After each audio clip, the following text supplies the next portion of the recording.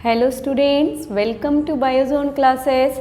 मैं डॉक्टर दीपा डाके आज आपके साथ शेयर करूंगी AYUSH counselling all India quota के लिए आज से स्टार्ट हो गई है।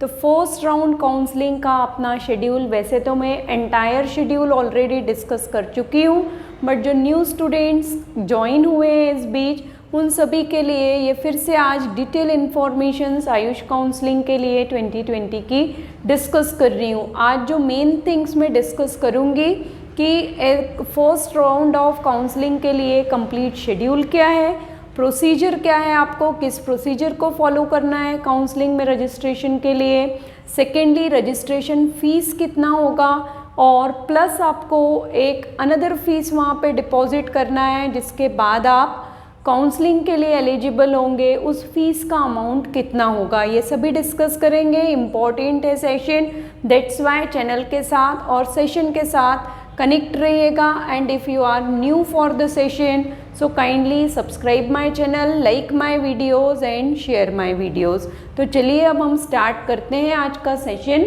जैसा कि आप देख रहे हैं all India AYUSH counselling 15% quota के लिए आज से 12:30 आफ्टरनून से स्टार्ट हो चुकी है। और जो साइट है, क्योंकि नंबर ऑफ स्टूडेंट्स अभी लास्ट फ्यू डेज़ में बार बार पूछ रहे हैं कि मैडम साइट क्या रहेगी, तो साइट अपनी वही है AACCC.gov.in। तो AACCC की साइट पे आपको जाना है, यूजी काउंसलिंग में क्लिक करना है, तो वहाँ पर आपको रजिस्ट्रेशन से रिगार्डिंग इन्फॉर्मेशंस पूरी की पूरी अवेलेबल है। अब देखिए जो शेड्यूल है, शेड्यूल ध्यान रखिएगा शेड्यूल का, और इस बीच थोड़ा अटेंटिव भी रहिएगा, कहीं ऐसे ना हो कि आप जो चॉइस फिलिंग का टाइम है वो स्किप कर जाए, या कॉलेज अलॉट हुआ है और आप नहीं देख पाएँ तो अलॉटमेंट के बाद उस कॉलेज में रिपोर्टिंग का टाइम आप मिस करें। जो फर्स्ट रजिस्ट्रेशन ऑनलाइन स्टार्ट हो रहे हैं वो आज से स्टार्ट हो गए हैं। 26/11/2020 से ये रहेंगे अपने 1 दिसंबर तक। तो 1 दिसंबर तक आप रजिस्ट्रेशन करवा लीजिए। सेकेंडली यहाँ पे सभी स्टूडेंट्स को मेरा सजेशन है कि लास्ट डेट के लिए मत रुकिएगा, जल्दी से जल्दी कोशिश करिए रजिस्ट्रेशन की प्रोसेस को कंप्लीट करने का। सेकेंडली देखिए फ़ीस यहाँ पे आपको पे करना है, ऑनलाइन ही फ़ीस पे करना है, और जो फ़ीस आप पे करना है वो आपको 2/12 तक आप कर सकते हैं। 2 दिसंबर तक आप जो फ़ीस पे करेंगे वो 12:30 तक ही 12:30 आफ्टरनून तक या 12:30 PM तक ही आपको यहाँ पे करनी है। तो फीस एंड रजिस्ट्रेशन के लिए कभी भी लास्ट डे का वेट मत करिए, स्टार्ट हो गया है तो प्रोसेस आप कंटिन्यू करना स्टार्ट कर दीजिए। चॉइस फिलिंग आता है, चॉइस फिलिंग के लिए एक ही दिन आपके पास दिया गया है 2 दिसंबर का।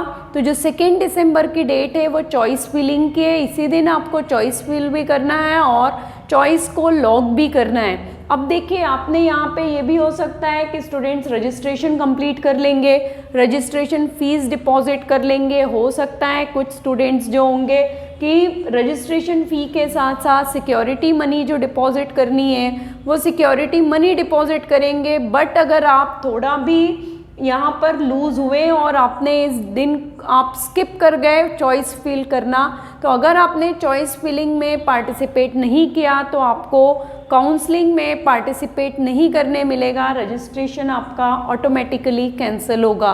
तो थोड़ा चॉइस फिलिंग के लिए, सेकेंडली चॉइस फिलिंग से related number of best colleges को मैंने शेयर किया है अभी लास्ट फ्यू डेज़ में, तो उन कॉलेजेस को आप वन टाइम अपने लेवल पे चेक कर लीजिए, अपनी खुद की एक लिस्ट प्रिपेयर करिए अपने मार्क्स के अकॉर्डिंग, एंड देन आप यहाँ पर चॉइस फिलिंग करना स्टार्ट करिएगा।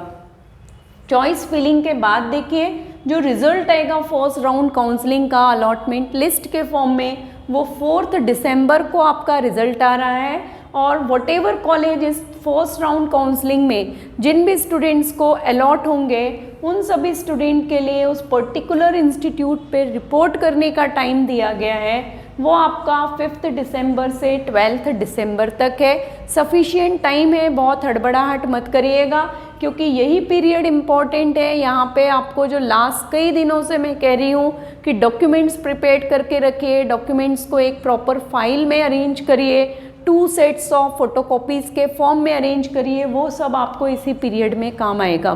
तो अभी भी टाइम है।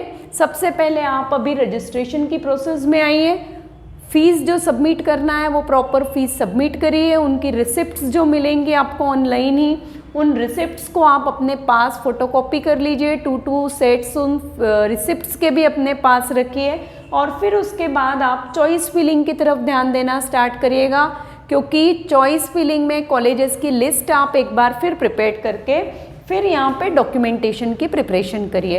अब हम इसके बाद जो हम डिस्कस कर रहे हैं वो कि क्या प्रोसीजर आपको फॉलो करना है काउंसलिंग की प्रोसेस के लिए। प्रोसीजर के लिए देखिए, फर्स्ट तो आपको न्यू रजिस्ट्रेशन में जाके रजिस्टर्ड करना है, कंप्लीट रजिस्ट्रेशन। यहाँ पे आपका name, date of birth, number of आपको इन्फॉर्मेशंस पूछेंगे, वो इन्फॉर्मेशंस आप फिल करिए। इन्फॉर्मेशंस जब फिल कर लेते हैं उसके बाद आपको लॉगिन होने के लिए कहा जाता है। लॉगिन करने के लिए आपको अपना नीट का जो इस साल 2020 का जो रोल नंबर है, नीट का रोल नंबर आपको लॉगिन के लिए यूज़ करना है, और एक पासवर्ड वहाँ पे जनरेट करना है। पासवर्ड आपकी अपनी चॉइस है कि आप क्या जनरेट करना चाहते हैं। तो नीट के रोल नंबर के थ्रू आप लॉगिन होंगे और एक पासवर्ड वहाँ पे जनरेट करेंगे। पासवर्ड आप अपने पास कहीं एक सेफ साइड में लिख के रखिए, क्योंकि ये भी हो सकता है कि पासवर्ड कभी कभी जल्दी में आप करते हैं और पासवर्ड भूल जाएं, तो वो एक प्रॉब्लम होगी नेक्स्ट टाइम आपको लॉगिन करने में। तो पासवर्ड जनरेट करने के बाद इमीडिएटली आप उसको किसी सेफ डायरी में या कहीं पर जो भी है आपकी प्लेस, वहाँ पर आप नोट करके उसको रख लीजिए। अब इसके बाद देखिए, कंप्लीट एप्लीकेशन फॉर्म जनरेट होगा, उस फॉर्म को आपको फिल करना है। फॉर्म फिल करने के बाद आपका ऑप्शन आएगा, यहाँ पे आप केवल फॉर्म फिल करते हैं, and after filling the form non refundable, यहाँ पे 2 टाइप्स के फीस देखिए डिस्कस में बाद में करूँगी। 2 टाइप के फीस आपको सबमिट करने। एक फीस है आपका रजिस्ट्रेशन का, इस पार्ट में बच्चों को बहुत ज़्यादा कन्फ्यूज़न है। एक फीस है रजिस्ट्रेशन फीस का, कि जो आप फॉर्म फिल कर रहे हैं, आप सिंपल टर्म्स में कह सकते हैं कि जो हम फॉर्म फिल कर रहे हैं उस फॉर्म की फ़ीस है वो, ये सभी स्टूडेंट्स को देनी है, और सेकेंड फीस भी जो है वो भी सभी स्टूडेंट्स को देनी है। बट ये जो रजिस्ट्रेशन फीस है ये नॉन रिफंडेबल है, ये आपको वापस नहीं मिलेगी। ये सिंपल वही प्रोसेस मान लीजिए कि आप ऑफलाइन मोड में किसी कॉलेज में गए हैं और आपने कुछ अमाउंट पे करके एक फॉर्म लिया है और उस फॉर्म को फिल करके आपने उस इंस्टीट्यूट में जमा किया है। सेम ऑनलाइन मोड में आप जो फॉर्म फिल कर रहे हैं, उस फॉर्म को फिल करने के लिए, उस साइट पे रजिस्टर होने के लिए एक आपको नॉन रिफंडेबल अमाउंट जमा करना है, वो आपका है रजिस्ट्रेशन फीस। कितनी होगी ये हम बाद में डिस्कस करते हैं। और फिर उसके बाद आपको डिपॉजिट करना है सिक्योरिटी मनी। जो सिक्योरिटी मनी है ये याद रखिएगा रिफंडेबल है। अब रिफंडेबल का मीनिंग क्या है ये भी मैं आपको आगे बताऊंगी। तो सिक्योरिटी मनी रिफंडेबल है, और ये जब सिक्योरिटी मनी आप डिपॉजिट करेंगे फीस के तौर पे, तब आपको काउंसलिंग की प्रोसेस में पार्टिसिपेट करने मिलेगा। ओनली आपने मान लीजिए रजिस्ट्रेशन फीस सबमिट की और सिक्योरिटी मनी डिपॉजिट नहीं की है वहाँ पे ऑनलाइन मोड से, तो आपको काउंसलिंग की प्रोसेस में रजिस्टर तो आप हो गए, बट आपको काउंसलिंग की प्रोसीजर में पार्टिसिपेट नहीं करने मिलेगा। तो ये पार्ट भी आप करिए, और फिर इसके बाद आप एलिजिबल हो जाते हैं चॉइस फिलिंग के लिए। तो चॉइस फिलिंग करना आप स्टार्ट कर सकते हैं। तो ये एक जनरल प्रोसीजर है। सेकेंडली, चॉइस फिलिंग के बाद चॉइस को लॉक करना मत भूलिए। चॉइस फिलिंग के बाद 1 दिन का टाइम ले लीजिए। अगर आपने आज चॉइस फिलिंग की है तो नेक्स्ट डे आप एक बार फिर सर्च कर लीजिए कॉलेजेस को, फिर आप अपनी चॉइस फिलिंग को चेक कर लीजिए, एंड आफ्टर दैट उन चॉइस फिलिंग जो भी की है आपने कॉलेजेस की उसको फाइनली लॉक कर दीजिए। Choice filling and choice locking आपको कब तक है? 2 दिसंबर तक है, तो वो पार्ट आप यहाँ पे याद रखिएगा। अब इसके बाद डिस्कस करते हैं कि रजिस्ट्रेशन फीस कितनी है डिफरेंट कैटेगरीज के लिए, और रिफंडेबल का मीनिंग यहाँ पे सिक्योरिटी डिपॉजिट जो हम कर रहे हैं और सिक्योरिटी मनी हम प्रोवाइड कर रहे हैं वहाँ पे ऑनलाइन मोड से, वो क्या है। तो यहाँ पे देखिए रजिस्ट्रेशन फीस जो है, रजिस्ट्रेशन फीस आपको वापस नहीं होगी, अब ये क्लियर हो गया है आपको। रजिस्ट्रेशन फीस यहाँ पे देखिए 2 टाइप्स की है।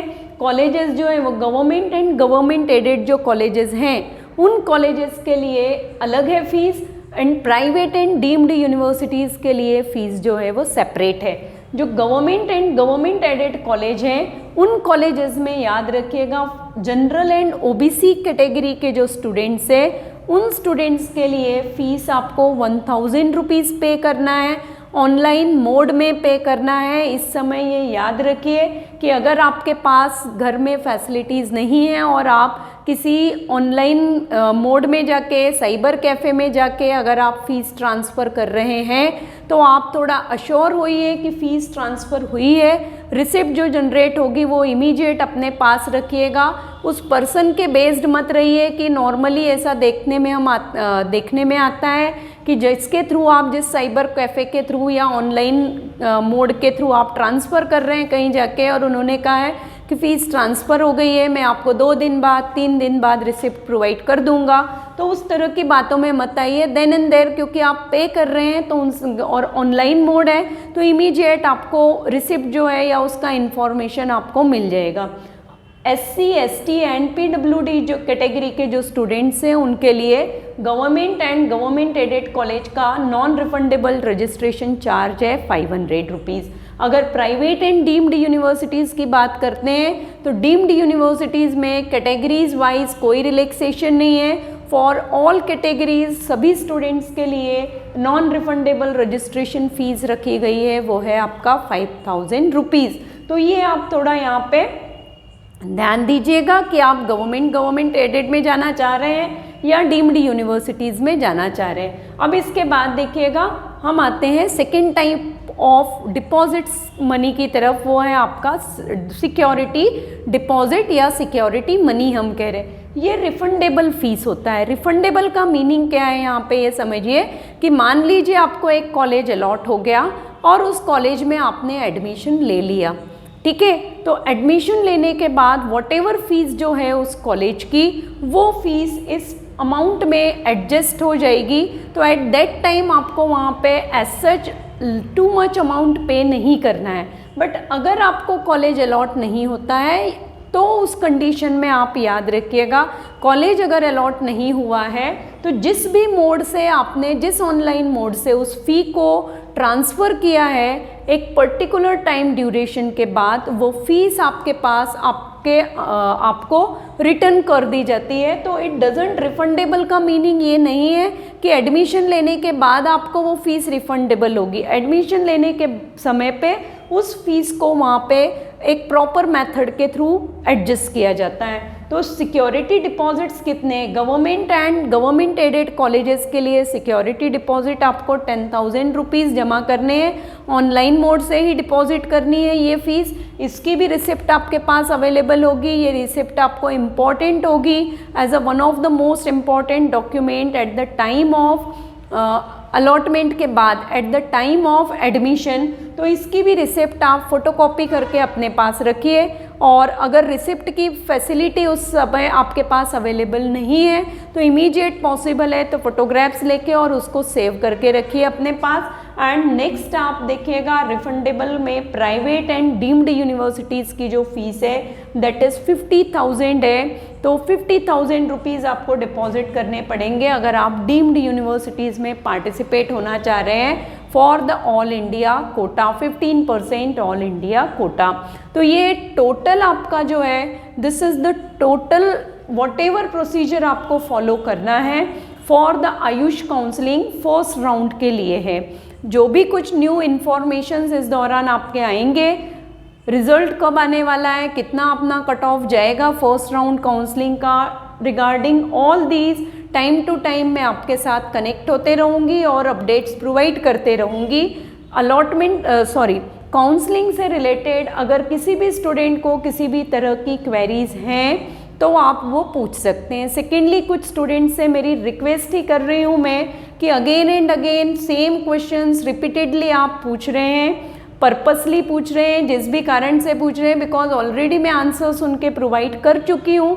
बट आप बार बार कुछ स्टूडेंट्स कह सकती हूँ या पर्सन्स कह सकती हूँ जो मुझे दिख रहा है कि समझ में आ रहा है कि again and again same question they asking the same question but number आप बार बार चेंज करते जा रहे हैं। तो इसके कारण मैं आपको इस तरह की प्रैक्टिस के लिए भी थोड़ा कहूँगी कि रेस्ट्रिक्ट होइएगा।